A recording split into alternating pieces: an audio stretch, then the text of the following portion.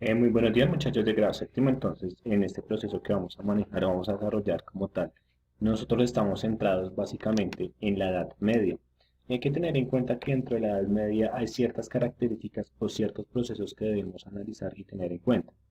Para esto es súper importante, para esto es súper importante tener como tal la secuencia de los procesos que vamos bien. Entonces, el tema que estamos desarrollando durante esta semana es como tal el feudalismo.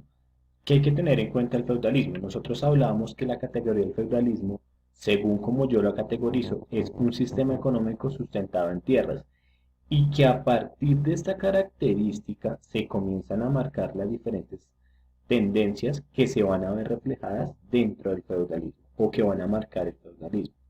Entonces, la primera y yo creo que la más importante es hay que tener en cuenta que en el feudalismo, como tal que se desarrolla en la Edad Media, existe una estructura social.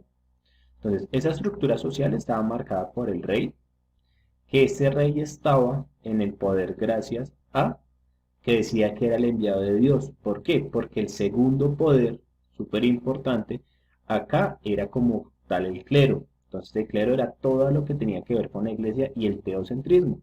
Tener en cuenta que el teocentrismo es Dios como centro del mundo. Entonces, acá el señor rey gobierna, pero siempre y cuando respete los dictámenes o lo que se postule desde el clero. Entonces, ¿qué pasa? Está el rey, está el clero, está la alta nobleza. La alta nobleza es las personas que tenían como tal el poder o la dinastía de ser de familias de alta sociedad, o sea, que poseían tierras y poseían poder dentro de lo establecido por el rey.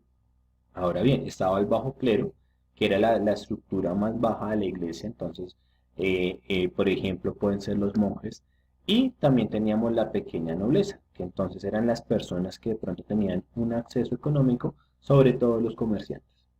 Y por último, encontramos los campesinos, que es la parte ya del pueblo. Entonces, en ese proceso, se supone que son los campesinos que son libres, que pueden trabajar en las tierras, pero con cierta libertad. Y por último, los siervos, que básicamente era la estructura más baja, se pueden clasificar como si fueran esclavos. ¿Por qué? Porque lógicamente eh, trabajaban en las tierras para poder sobrevivir. Entonces, hay que tener en cuenta que en la parte superior son las personas que están como tal privilegiados, y en la parte inferior las personas que no están privilegiados por la corona ni nada, sino como la parte del pueblo. Ahora hay que tener en cuenta que dentro del feudalismo existen estructuras interpersonales. Entonces están las relaciones personales, que es el vasallaje. El vasallo es la persona que debe jurarle fidelidad al rey, y pues lógicamente el rey le entrega un feudo, que es como tal unas tierras para que él las pueda administrar.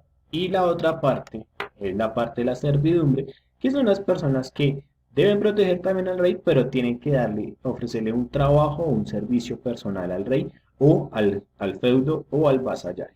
Ahora hay que tener en cuenta que existen ciertas consecuencias cuando funciona como tal este feudalismo.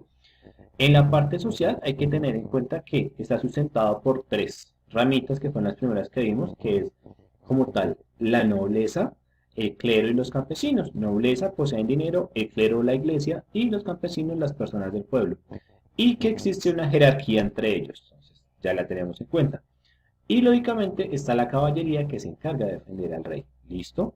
Ahora, en la parte política ya aparece como tal una distribución de las tierras, que lógicamente es un poder, es un poder que está privilegiado. Esto funciona como una monarquía. ¿Qué es monarquía? El poder de una sola persona, y que esa persona toma la decisión de todo, que en este caso sería el rey. Y por otro lado está la parte de la economía, que todo está sustentado en el desarrollo de las tierras como un bien económico, y que se dedica como tal al intercambio. Ya por último encontramos las características generales del feudalismo. Entonces acá en esta imagen se ve un poco biselado, que muestra las aldeas.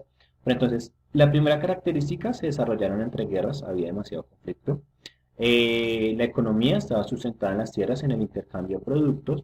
eh, los tributos que tenía que ofrecer el siervo al señor rey, que era la parte más baja. El poder del clero, que dominaba y controlaba. Y por último, como tal, la cultura dentro del feudalismo, que todo giraba en torno a Dios. Vale, muchachos, espero que haya quedado claro el tema. Nos vemos en la próxima clase. Chao, chao.